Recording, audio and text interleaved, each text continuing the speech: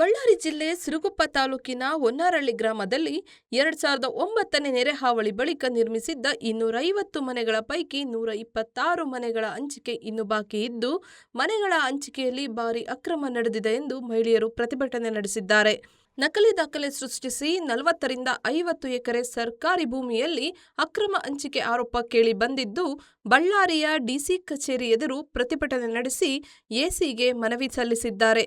ಮನೆಗಳಲ್ಲಿ ವಾಸಿಸುತ್ತಿದ್ದವರನ್ನು ಹೊರಹಾಕಿ ದೌರ್ಜನ್ಯ ನಡೆಸಲಾಗಿದೆ ಎಂದು ಆರೋಪ ಕೇಳಿಬಂದಿದೆ.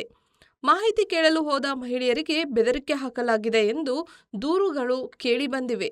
ಸಿರುಗುಪ್ಪ ತಾಲೂಕಿನ ತಹಸೀಲ್ದಾರ್ ಕಚೇರಿಯಲ್ಲಿ ಡ್ರೈವರ್ ವಿರುದ್ಧ ಮಹಿಳೆಯರು ಗಂಭೀರ ಆರೋಪ ಮಾಡಿದ್ದು, ಡ್ರೈವರ್ ದ್ಯಾಮಣ್ಣ ಹಾಗೂ ಅವರ ತಮ್ಮ ದೇವಣ್ಣ ವಿರುದ್ಧ ಶಿಸ್ತು ಕ್ರಮ ಕೈಗೊಂಡು ಮನೆ ಹಂಚಿಕೆ ಅಕ್ರಮದ ತನಿಖೆ ನಡೆಸುವಂತೆ ಒತ್ತಾಯ ಮಾಡಿದ್ದಾರೆ.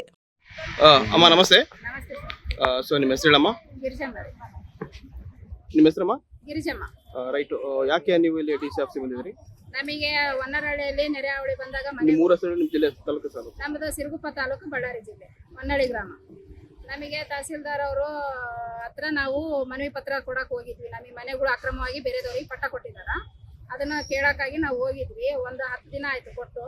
ಅಲ್ಲಿ ಅವ್ರು ಏನು ಕ್ರಮ ತಗೊಂಡಿಲ್ಲ. ಮತ್ತೆ ಅವರು ಜೀಪ್ ಡ್ರೈವರ್ ಆದವರು ನಮ್ಮ ಮ್ಯಾಗ ದೌರ್ಜನ್ಯ ಮಾಡಿ, ನೀವು ಏಕವಚನದಿಂದ ಮಾತಾಡಿ ಅವರು ಇದು ಮಾಡಿದ್ರು. ನಾವು ಅದ್ರ ಮ್ಯಾಗೂ ಕಂಪ್ಲೇಂಟ್ ಕೊಟ್ಟರು ಸತೆ ಅವ್ರು ತಹಸೀಲ್ದಾರ್ ಅವರು ಏನು ಕ್ರಮ ತಗೊಂಡಿಲ್ಲ.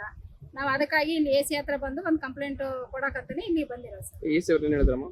ನಾನೇ ಫೀಲ್ಡಿಗೆ ಬಂದು ವಿಸಿಟ್ ಮಾಡಿ ನಾನು ಅವ್ರ ಮೇಲೆ ಕ್ರಮ ತಗೊಂತೀನಿ, ಅವ್ರು ಯಾರೇ ಆಗಿರಲಿ ಅಂತ ಹೇಳ್ತಾರೆ. ಓಕೆ. ಸೊ ಅಲ್ಲಿ ಎಷ್ಟು ಮನೆಗಳಿದಾವಮ್ಮ? ಅಲ್ಲಿ 250 ಮನೆ ಸರ್ ಆಗಿರೋದು. ಅದರಲ್ಲಿ 124 ಮನೆ ಹಂಚಿಕೆ ಆಗಿದಾವೆ, ಇನ್ನು 126 ಮನೆ ಪೆಂಡಿಂಗ್ ಅದಾವೆ. ನೆಕ್ಸ್ಟ್ ಮದುವೆ ಆದವರಿಗೆಲ್ಲ ನಾವು ಕೊಡ್ತೀವಿ ಅಂತ ಹೇಳಿದ್ರು. ಇನ್ನು ಇದುವರೆಗೆ ಆಗಿ ಬಂದವ್ರು ಹಂಚಿಕೆ ಮಾಡಿಲ್ಲ. ಒಳಗಿಂದೊಳಗೆ ಇವ್ರು ಅಕ್ರಮವಾಗಿ ಬೇರೆ ಊರವ್ರು ಬಂದು ಅಲ್ಲಿ ಪಟ್ಟ ಇಸ್ಕೊಂಡಿದ್ದಾರೆ. ನಿಮ್ಮ ಪ್ರಕಾರ ಎಷ್ಟು ಅಕ್ರಮ ಹೆಸರುಗಳಿದಾವೆ ಅನ್ಸುತ್ತೆ? ಈಗ ನಮ್ಮ ಕಣ್ಣಿಗೆ ಕಂಡಿರೋದು 3, ಇನ್ನು ಒಳಗೆ ಎಷ್ಟದಾವೋ ಗೊತ್ತಿಲ್ಲ ಸರ್. ಮುಂದೆ ಒಂದು ವೇಳೆ ಇವರು ಸ್ಪಂದಿಸಿದ್ರೆ ನಿಮ್ಮ ನಿರ್ಧಾರ ಏನು ಅಂತ? ಅವರು ಪಟ್ಟ ಕ್ಯಾನ್ಸಲ್ ಮಾಡ್ಬೇಕು. ನಮ್ಮೂರ್ ಮನೆಗಳು ನಮಗೆ ಇನ್ನು ಉಳಿದವ್ರ ಇದಾರೆ ಫ್ಯಾಮಿಲಿಗಳು, ಅವ್ರಿಗೆ ಹಂಚಿಕೆ ಮಾಡ್ಬೇಕು. ಒಂದ್ ವೇಳೆ ಅವ್ರು ಏನು ಸ್ಪಂದನೆ ಮಾಡಿದ್ರೆ ಏನ್ ಮಾಡ್ತಾರಮ್ಮ? ನೆಕ್ಸ್ಟ್ ಮತ್ತೆ ಮುಂದೆ ನಾವ್ ಏನ್ ಮಾಡ್ಬೇಕು, ಮತ್ತೆ ಹಂಗೆ ಹೋರಾಟ ಮಾಡ್ತೀವಿ. ಮುಂದೆ ಮತ್ತೆ ಯಾರ ಹತ್ರ ಹೋಗ್ಬೇಕು ಅಲ್ಲಿಗೆ ಹೋಗ್ತೀವಿ. ಸಂಪೂರ್ಣ ನ್ಯೂಸ್, ಇದು ನೊಂದವರ ಧ್ವನಿ.